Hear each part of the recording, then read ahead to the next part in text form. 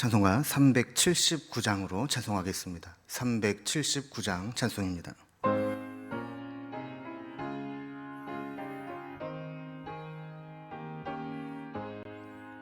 내 갈 길 멀고 밤은 깊은데 빛 되신 주 저 본향집을 향해 가는 길 비추소서. 내 가는 길 다 알지 못하나 한 걸음씩 늘 인도하소서. 이전에 방탕하게 지낼 때에 교만하여 맘대로 고집하던 이 죄인 사소서. 내 지은 죄 다 기억 마시고 주 뜻대로 늘 주장하소서. 이전에 나를 인도하신 주 장래에도 내 앞에 험산 줄령 만날 때에 도우소서. 밤 지나고 저 밝은 아침에 기쁨으로 내 주를 만나리. 아멘.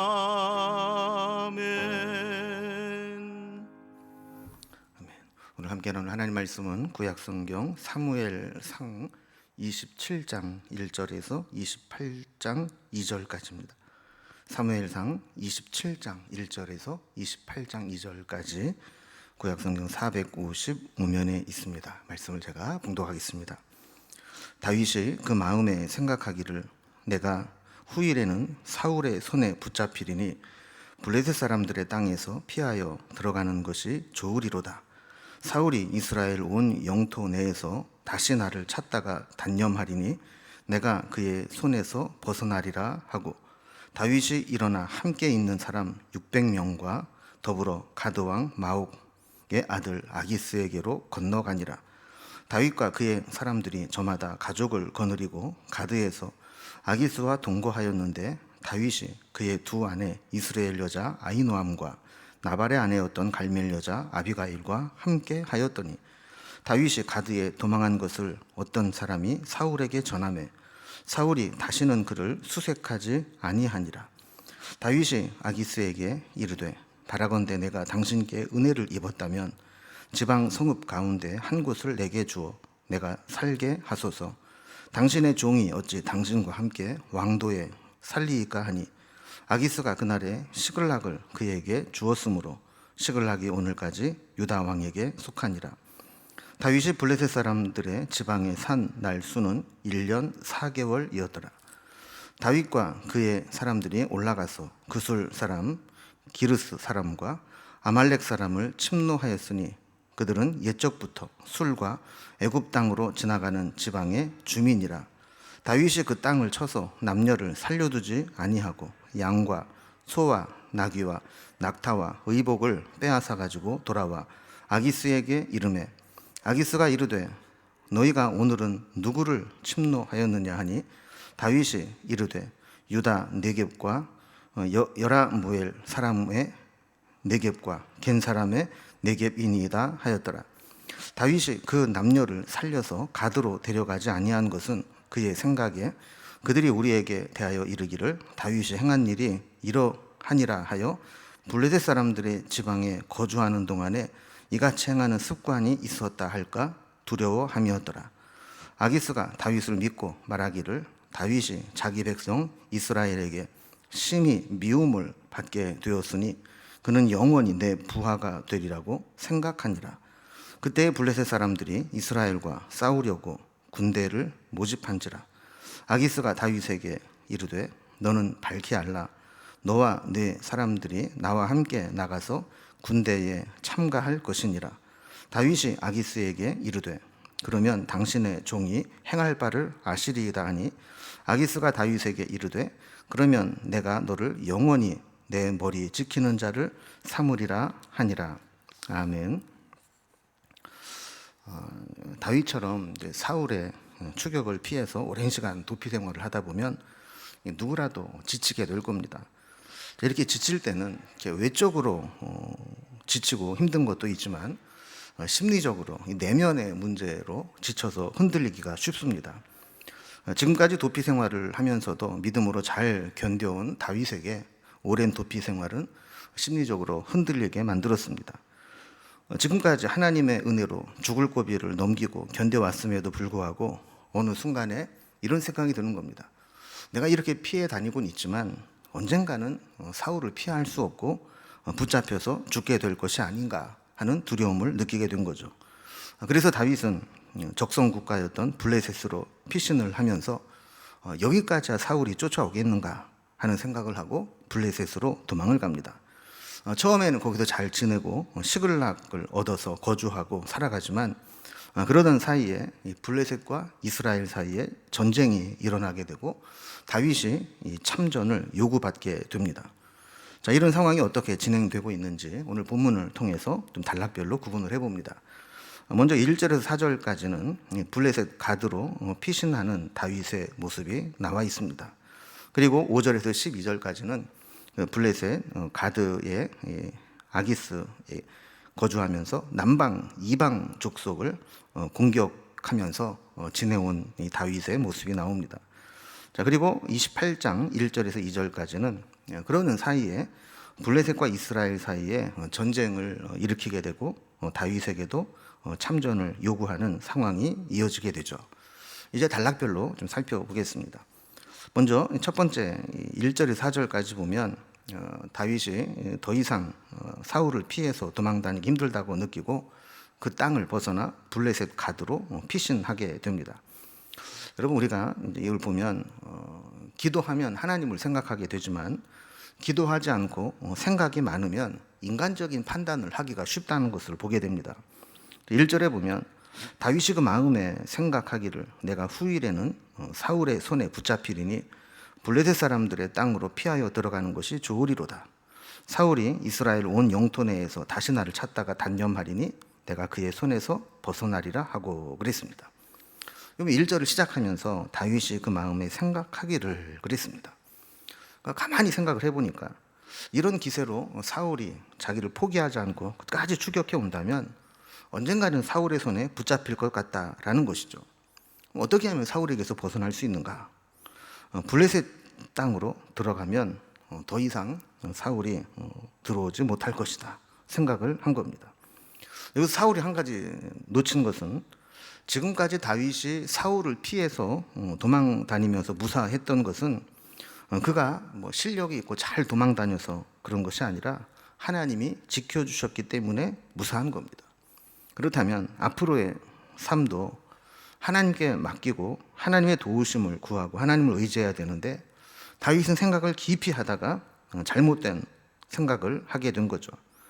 여러분, 우리도 기도하지 않고 생각만 많이 하다 보면 믿음의 결단을 내리는데 방해가 될 수 있다는 것을 보게 됩니다. 자, 그래서 이제 2절에 보면 다윗이 일어나서 함께 있던 그의 식솔들 600명을 데리고 블레셋 가드왕 마옥의 아들 아기스에게로 투항하면서 망명을 합니다. 사무엘상 21장에 보면 약 8년 전에도 다윗이 블레셋 가드의 아기스에게로 도망간 적이 있습니다. 그때는 이제 골리앗을 쓰러뜨린 지 얼마 안 되었을 때라 사람들이 두려워하고 다윗에 대한 경계와 반감이 심했습니다. 그래서 아차 하는 것을 느꼈던 다윗은 거기에서 벗어나기 위해서는 제정신으로는 안 되겠다 싶어서 미친 사람처럼 연기를 하고 수염에 침을 질질 흘리면서 머리를 그 문에 그적거리면서 미친놈 취급을 당하면서 도망 나온 적이 있습니다.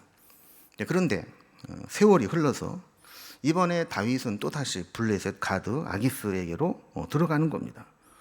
이 블레셋 왕도 그때와는 상황이 달랐다고 판단을 한 것 같습니다. 다윗이 사울에게 이렇게 오랫동안 붙잡히지 않도록 도망을 다니고 미워하는 감정이 있다면 이 다윗을 잘 이용하면 오히려 자기에게 유익하겠다라는 계산을 한 거죠. 3절에 보면 그 일행에는 다윗을 따르는 가족들과 또 그의 두 아내 아히노암과 아비가일도 포함되어 있었다라는 것을 기록을 하고 있습니다.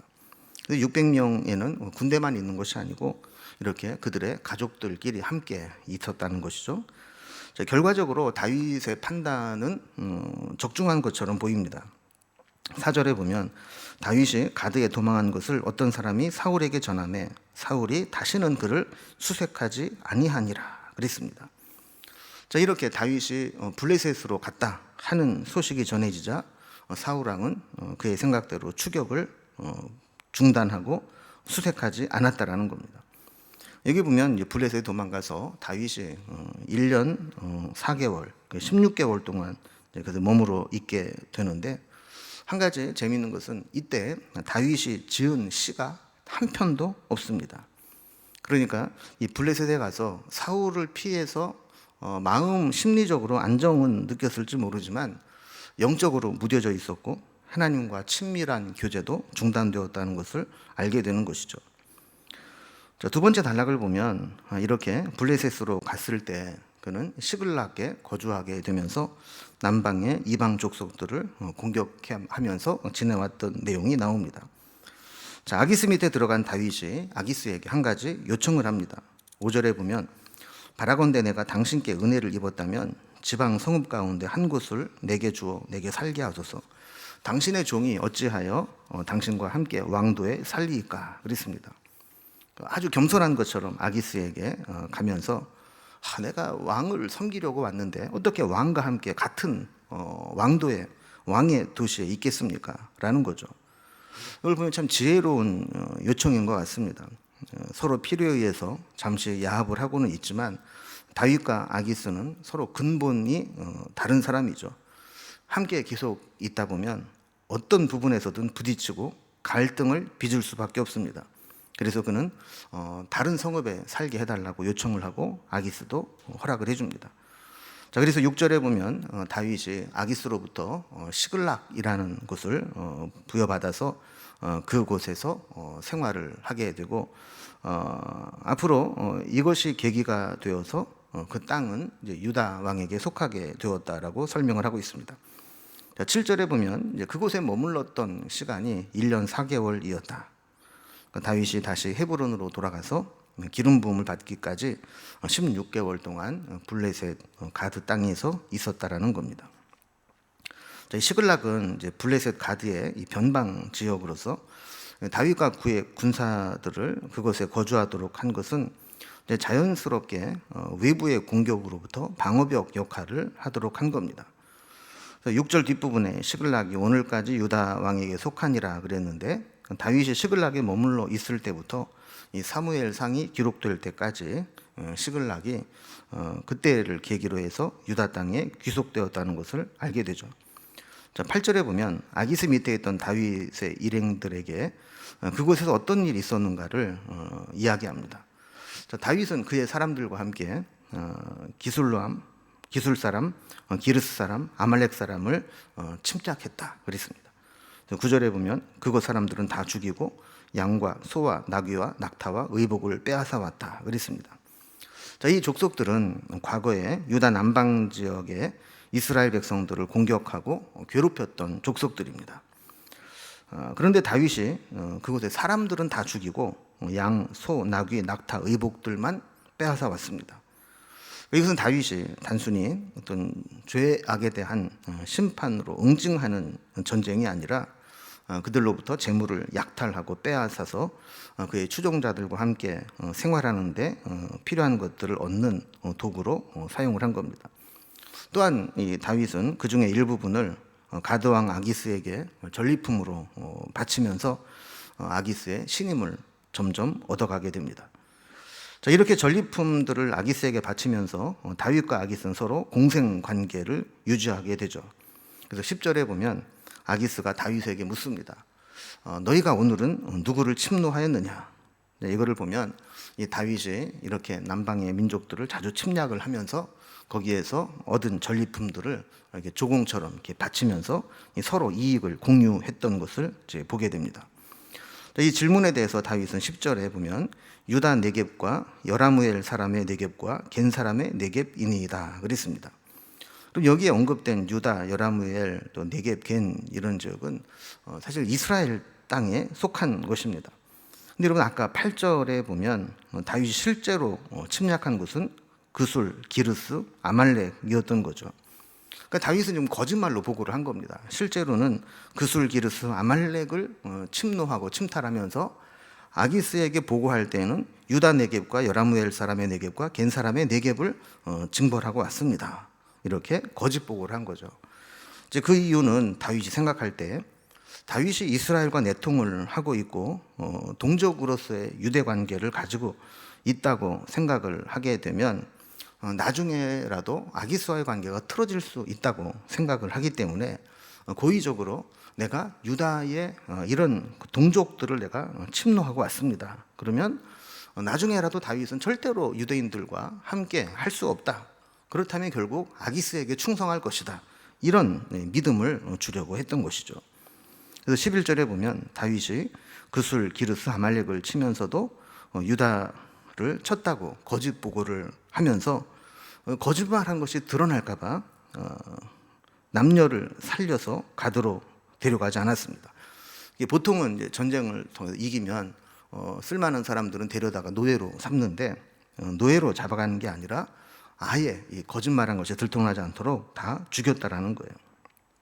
이걸 보면 믿음으로 살지 못하고 현실과 타협을 하게 되면 자꾸 또 다른 문제들과 연루되게 되고 다른 거짓말들을 할 수밖에 없다는 것을 보게 되죠.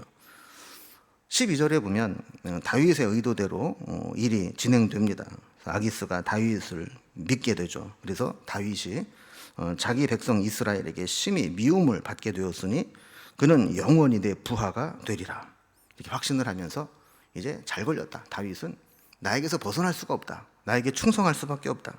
이렇게 된 겁니다. 자, 그런데 얼마 못 가서 변수가 생깁니다. 세 번째 단락을 보면 28장에서 블레셋과 이스라엘 사이에 전쟁을 일으키게 되고 여기에 다윗도 참전을 요구하게 되었다는 겁니다. 자, 사울을 피해서 블레셋으로 숨어 들어간 다윗은 한동안 별 걱정이 없이 편안한 시간을 보내는 것처럼 보입니다. 주변을 약탈하면서 전리품들을 얻으며 지내왔죠. 근데 문제가 생깁니다. 1절에 보면 블레셋이 이스라엘과 전쟁을 하려고 대대적으로 군대를 모은 겁니다. 이 전쟁은 나중에 사울의 최후를 맞이하게 되는 길보아 전투로 이어지게 되는데 이 전쟁에 다윗도 함께 하자 이렇게 요구를 받게 된 겁니다. 자, 그러면서 이제 2절에 보면 다윗이 아기스에게 이르되 그러면 당신의 종이 행할 바를 아시리이다 하니 아기스가 다윗에게 이르되 그러면 내가 너를 영원히 내 머리 지키는 자를 삼으리라 하니라 그랬습니다. 그러니까 꼼짝없이 다윗은 동족과 전쟁을 할 위기에 처한 겁니다. 만약에 못하겠다고 거절을 하면 아기스로부터 의심을 받게 될 것이고 또 전쟁에 참전을 하게 되면 자기 동족을 또 공격해야 되는 그런 문제가 생기게 되는 것이죠. 그러면 하나님께 묻지 않고 블레셋으로 도망을 간 것이 결국에는 이런 위기를 자초하게 됩니다. 그러나 감사하게도 우리가 내일 살펴볼 본문에 보면 이런 위기 상황 가운데서 하나님이 막아주시는 것을 보게 됩니다. 그럼 우리도 다윗과 같이 지금 상황이 힘들고 지치고 어렵다고 해서 마음이 무너져 내리고 믿음이 흔들리고 인간적인 생각으로 결단하고 결정하면 결국에는 그 대가를 치러야 된다는 사실을 기억하면서 늘 하나님 말씀대로 흔들리지 않은 믿음으로 살아가게 되기를 주님의 이름으로 기원합니다. 기도하겠습니다. 하나님 아버지, 오랜 도피 생활에 지친 다윗이 기도하지 않고 생각만 깊이 하다가 결국에는 하나님이 기뻐하지 않는 길을 선택하게 되고 위기를 만나게 됩니다. 우리도 힘들다고 해서 상황이 어렵고 또 고통스럽다고 해서 현실과 타협하거나 인간적인 방법으로 해결하려고 하지 않게 하시고 끝까지 믿음으로 하나님 말씀을 붙잡고 하나님의 인도하심을 받으며 살아가는 저희들이 되게 하여 주옵소서. 오늘 하루를 살아가는 날 동안에도 하나님 내내 동행하여 주시고 필요한 은혜를 베풀어 주옵소서. 예수님의 이름으로 기도드리옵나이다. 아멘. 각자의 기도 제목들로 자유롭게 기도하시겠습니다.